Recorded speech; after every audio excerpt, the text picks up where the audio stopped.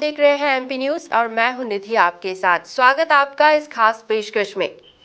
आधार card जो आज हर भारतीय नागरिक की जेब तक पहुंच चुका है, आज हमारे जीवन में ये सबसे अहम दस्तावेज बन चुका है। अब इस आधार कार्ड को लेकर क्या कुछ जानते हैं? क्या आप सिर्फ उस छोटे से कार्ड को पहचानते हैं?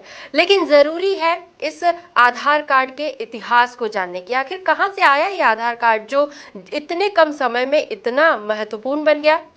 तो आज हम मुलाकात करने वाले हैं आधार कार्ड के जनक से। जी हाँ, जाने माने विचारक लेखक सुनील जायसवाल जी इस वक्त एमपी न्यूज के साथ है। सुनील जी, स्वागत आपका। जी नमस्ते। आधार कार्ड का जन्म कैसे हुआ, सबसे पहले हम यहीं से शुरुआत करते हैं। सुनील जी, आपसे जानना चाहेंगे कि आधार कार्ड की जो परिकल्पना थी उसने हम देखें तो देश की नागरिकता को एक नया आयाम दिया है। तो इसकी शुरुआत कहाँ से हुई? एक्चुअल सही मायने में क्या था, ये जो परिकल्पना थी या जो इस बारे में मैं सोचता रहता था, ये बहुत जब मैं छोटा था, मतलब बचपन की बात बता रहा हूँ मैं। मुझे पेपर पढ़ने का बहुत शौक है और मैं से न्यूज़ें पढ़ते रहता हूँ। तो मेरे बचपन में ये कल्पना मेरे दिमाग में आई, और कैसे आई इसका जो मेन जो अपने जहन में कैसे आई इसका ये है कि मैं अपराध की जो समाचार पढ़ता था, क्राइम पढ़ता था जी। तो मेरे दिमाग में ऐसे विभिन्न प्रकार के क्राइम, मतलब जो देश में होते हैं और लोगों के साथ होते हैं, और उस क्राइम की वजह से गरीब लोगों को बहुत दुख होता है। तो वो जब मैं क्राइम पढ़ता था तो मेरे दिमाग में ऐसा चलता था कि यार ये दुख लोगों को क्यों होते हैं, इसके लिए अपने को कुछ करना चाहिए।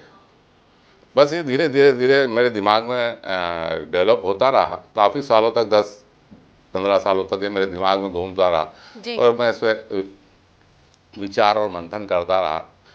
फिर 15 अगस्त 2005 को मैंने इसको, इस मेरे जो दिमाग में जितना भी डाटा था, ये जो विचार थे मेरे, उसको मैं टाइप करा के राष्ट्रपति सचिवालय, राष्ट्रपति जी को, अब्दुल कलाम साहब को मैंने ये ड्राफ्ट भेजा था। शोध, मैंने इसमें शोध लिख के भेजा था उनको जी। और 15 अगस्त को 2005 को मैंने इसको भेजा, तो वहीं से तुरंत 4-5 दिन बाद मुझे धन्यवाद पत्र प्राप्त हुआ कि आपका ये जो आपने लेख लिखा है इसके लिए आपको बहुत बहुत धन्यवाद। बस उसके बाद फिर जो वहीं तो स्टॉप हो गया। उसके बाद फिर वहाँ से कोई पत्र दिल्ली से फिर नहीं आया। जी, आधार कार्ड की परिकल्पना आपके मन में लंबे समय तक चलती रही। आप क्या चाहते थे कि उस कार्ड में किस तरह की जानकारियां, एक क्या फॉर्मेट होना चाहिए, किस तरह की जानकारियां उसमें शामिल होनी चाहिए? मैं चाहता था कि हर विभाग के अपने अपने अलग अलग कार्ड थे और अलग अलग, और कोई विभाग एक दूसरे को, मतलब जैसे मैंने कहा, एक विभाग से अगर कोई फ्रॉड कर दिया या धोखा दे दिया एक फ्रॉड को, तो वो बाद में मैं अपनी जान पहचान छुपा के फिर मैं दूसरे विभाग में, दूसरे विभाग को इस बात की जानकारी नहीं दी कि मैंने इस विभाग से कोई फ्रॉड किया है या मैंने धोखाधड़ी करी है। फिर मैं दूसरे विभाग से भी इस टाइप से करता हूँ, फिर मैं तीसरे विभाग से करता हूँ, फिर मैं चौथे विभाग से करता हूँ। मतलब ये है कि मैं जितने विभाग है सरकारी, उसमें कहीं ना कहीं मैं अपने मैं आपके साथ धोखा करता हूँ। तो ये मेरी मेनली ये चीज़ थी कि सब विभागों को आपस में जोड़ना। भारत सरकार के जितने कार्यालय हैं, जितने मंत्रालय हैं, विभाग हैं, वो सब एक दूसरे से क्लब हों और सबको एक दूसरे की जानकारी रहे, ये इसका मेन मोटो था। जी, तो पहले मतलब एक विभाग की खबर दूसरे विभाग तक नहीं पहुंच पाती थी, लेकिन अब आधार कार्ड ने कहीं ना कहीं इसे हम कह सकते हैं इस मामले को कस दिया है।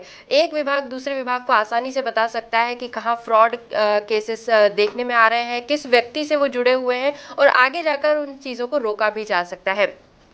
सुनील जी, आधार कार्ड को लेकर काफी सारी कंट्रोवर्सीज भी खबरों में रही है, और कहीं ना कहीं जैसे आपको आज हम उसके जनक के रूप में जानते हैं, लेकिन पहले इसका क्रेडिट कहीं और भी शेयर हो चुका है। उसे लेकर पूरी कहानी आपसे जानना चाहेंगे। एक्चुअल मैंने जब 15 अगस्त 2005 को ये शोध पत्र भारत सरकार को भेजा और वहाँ से मुझे धन्यवाद पत्र प्राप्त हुआ, तो मेरा दिमाग में ऐसा विचार आया कि भारत सरकार सरकारी कार्रवाई है, इसमें टाइम लगेगा मुझे। तो तब उसको चीज़ को करने में सरकार को भी टाइम लगता है और सरकार मुझे फिर उसको लिए सब इस पर विचार करके मुझे बुलाएगी जी।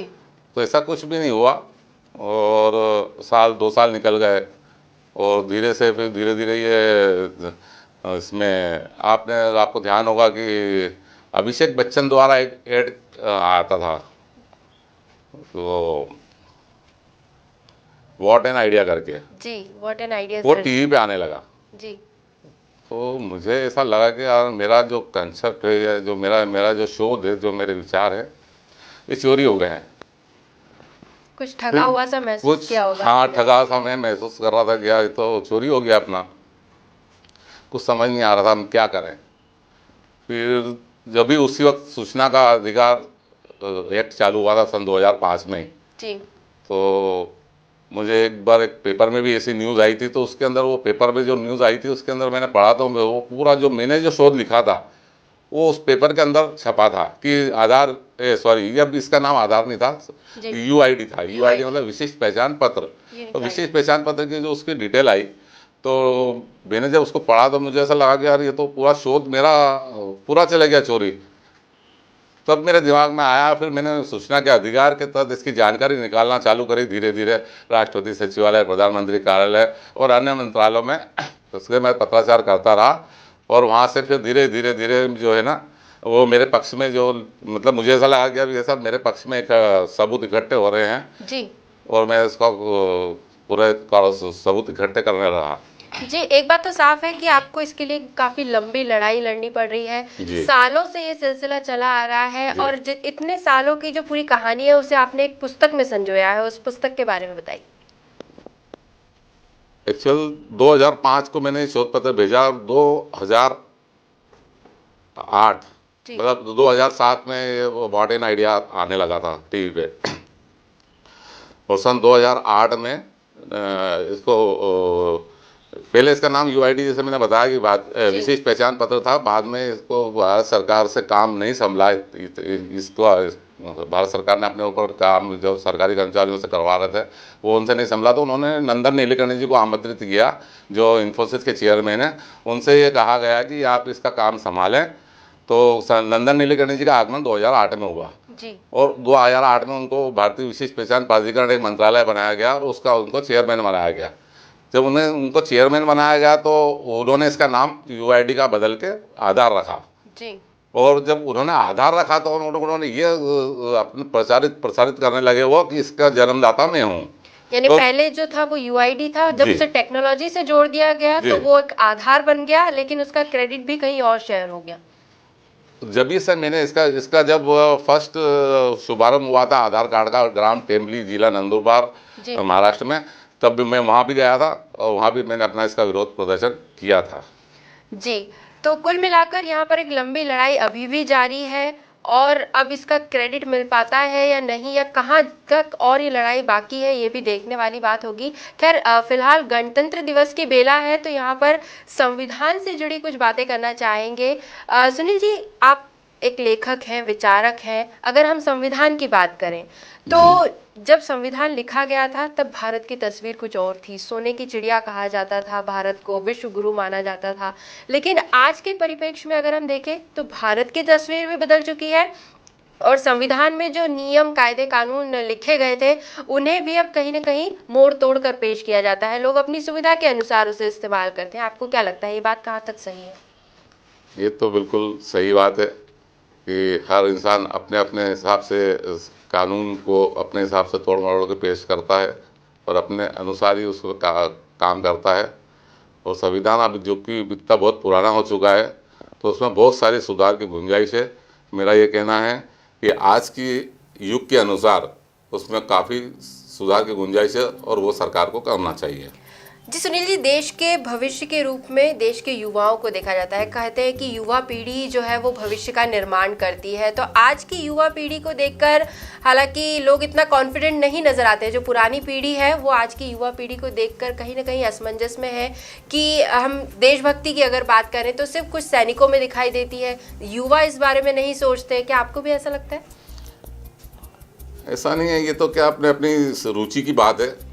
जैसे मैं तो किसी उसमें हूँ नहीं, मैं तो एक बिजनेसमैन हूँ वैसे, चल बचपन से ही मतलब मुझे व्यापारिक हूँ, तो फिर भी मेरे में देश भावना है और देश भावना हर किसी में रहती है। तो इसके लिए हम ऐसा नहीं कह सकते कि युवाओं में है और उनमें नहीं है, ये एक अपनी रुचि वाली बात है। जी। तो जो ज़्यादा लोग देश के बारे में सोचते हैं, वो बाकायदा उसके लिए झुकते हैं, उसके लिए काम करते हैं बिगैर कोई लालच के, और वो देशभक्ति के लिए मर मिटने को तैयार हो जाते हैं। जी, अगर एक सुनहरे भविष्य की परिकल्पना की जाए तो ऐसे में एक विचारक होने के नाते आपको क्या लगता है, किस तरह के बदलाव देश में होने चाहिए? बदलाव की हम बात करें तो देश तो बदल ही रहा है, और विकास की ओर है। विकास की ओर है देश, तो मोदी जी अभी बहुत अच्छा विकास कर रहे हैं और बहुत तेज़ी से विकास कार्य कर रहे हैं, जो कि पिछली सरकारों में देखने को नहीं मिलता था। उतनी बहुत ज़्यादा तेज़ी से विकास हो रहा है देश का।